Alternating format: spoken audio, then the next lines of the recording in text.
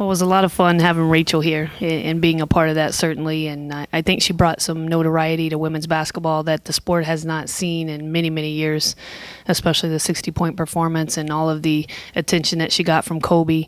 And we're real happy to be retiring her jersey and raising it to the rafters here in January, that I think Justine just said. But, we're moving forward. And I think for our returning players, they got to see and be part of success on a fairly high level as we're continuing to build this program. And I think that they're hungry to leave their mark and show what they can do now that Rachel has left. And then you combine that with our 9 newcomers, and they're chomping at the bit to get out here and get on our floor. We have a lot of kids that are returning home that can play this year. And then we have, obviously, our 4 freshmen from out of state who can't wait to play in front of our fans. That's all they keep talking about is playing in front of all the great fans that we have here.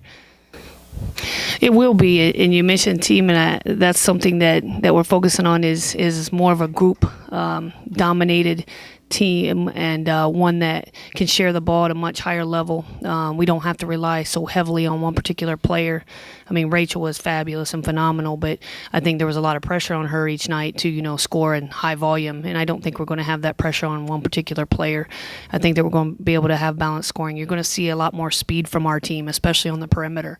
We're going to have players that can move at a much faster pace, and probably the fastest since obviously we've been here, and I'm really excited for everyone to see them play. And from a defensive standpoint, we're going to really be able to pressure some people again from the perimeter, and we've not been able to really do that my first couple years based on personnel and lack of depth and a lot of things. So we're really excited about that piece.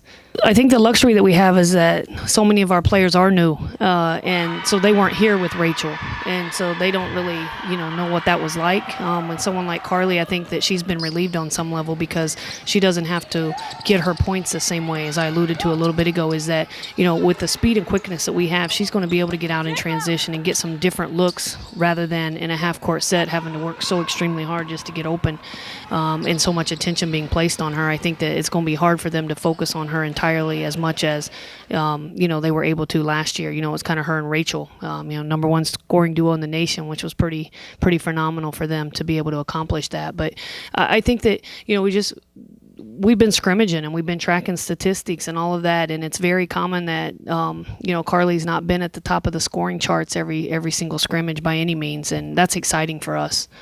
Well, Carly's going to basically move into more of a leadership role. I love the fact that she's gotten so much experience. She led the Big Ten in minutes played last year, and she has a ton of minutes logged here in just 2 years. So I think you're going to see a junior. Our hope is that she's a junior who performs much like a senior. A class ahead is kind of how we're treating her.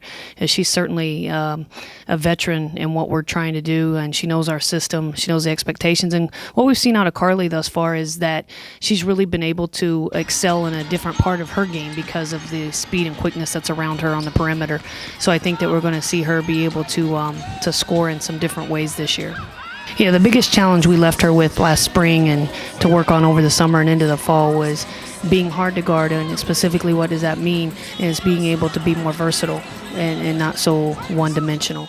And, she spent a lot of time in the summer working on that, working against guys, and reading. It was a big thing that we wanted her to work on. And she's certainly improved in those areas. She's not 100% where we want her to be, but she's grown in those areas tremendously. Yeah, we'll get, she's projected to be back for our Big Ten opener at Ohio State on December 28th, I believe it is. So we're counting down the days for that already. She's going to add a true post presence, true Big Ten post presence, low block player that can also step out and shoot from the outside. But she brings a physicality and the body type that we're really missing when Amanda left. So I think that she's going to really fill that void. And the thing about Bree is she has a high basketball IQ. She has very good instincts. She uses her body very well. She can maneuver around the basket. I mean, she's going to add a lot of value to our program immediately the moment she is eligible to play. Yeah, I think she probably arguably has the fastest first step in the conference. And and that's something that's hard to guard offensively. When she makes a move, she can create space, and when she's on and hitting, she's very hard to guard. And the good thing about Kanisha is all last year while she was sitting out, she went against Rachel every single day, so she got to guard Rachel. She got to go against her offensively, and I think that really helped her grow. And the thing that we're most looking forward to, and you hit the nail on the head, is her speed and quickness with the ball in her hands, and also defensively. I mean, she can create problems for people. She too has great instincts, anticipation, and things like that. The intangibles that you can't really teach. She has those. Come opening day, we could see as many as 4 new starters on the floor for us. I mean, it's very competitive at a few positions, and it probably will remain that way right up to the start. I think Carly obviously is our returner that should step right into her spot and excel. But everyone else, I think, at every position, we're looking at 2 people at each spot that are competing very hard daily to win out that spot in terms of starting. With Jesse and Carly Barnes, they're veterans now. They know what it's about. We're expecting them to play at a higher level, certainly. So we're holding them accountable to that. And then when you look at someone like a Taye Bello, one of the twins that obviously nobody's seen yet, while she doesn't have the size of Bree, a very different body type, she has speed, quickness, and the ability to block shots. And she's been very impressive so far for us. So she's someone that we can move to that 5 position, and she gives us a different look in there. She gives us the speed and quickness, the ability to rebound, extreme athleticism, and we'll look to play her at that position, especially early on. Well, I think there are advantages and disadvantages, but for us, we're looking at it very positive in that we want to bring some big-name teams in here. The fans have asked for that. This is the first year we've really controlled our schedule, with the exception of one game that we still inherited. So we're really happy with the schedule that we've been able to put together and bring some notable teams in here. So from that perspective, it's good. It will be very challenging for us. I mean, the month of November alone is a heavy load.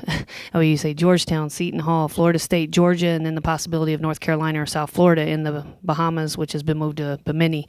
But, I think that anyone that wants to play at this level and desires to be in the top 25 and wants to go the direction that we're taking this program, and again, we don't shy away from that. You've got to play that caliber of competition to see where you're at and see where you're going.